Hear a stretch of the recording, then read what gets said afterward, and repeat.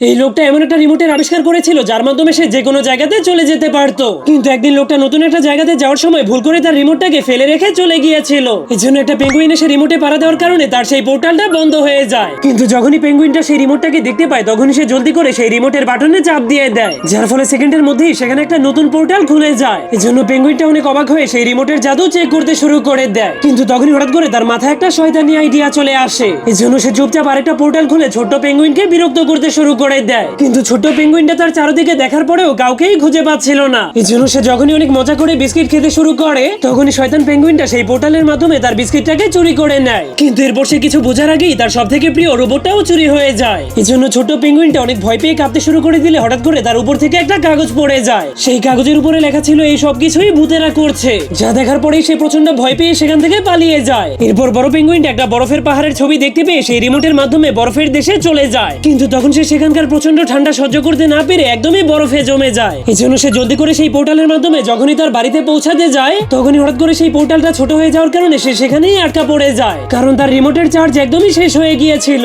যা দেখার পর তার অবস্থা আরো বেশি খারাপ হয়ে যায়। ঠিক তখনই সেই ছোট্ট পেঙ্গুইনটা ঝাড়ু নিয়ে ভূতকে মারার জন্য সেখানে চলে আসে। কিন্তু যখনই সে ওই বড় পেঙ্গুইনটাকে দেখতে পায় তখন সে তাকে ভূত মনে করে ঝাড়ু দিয়ে অনেক জোরে জোরে পিটাতে শুরু করে দেয়, যার কারণে সেও তার মালিকের মতো চিরদিনের জন্য পোর্টালের মধ্যে বন্দী হয়ে যায়।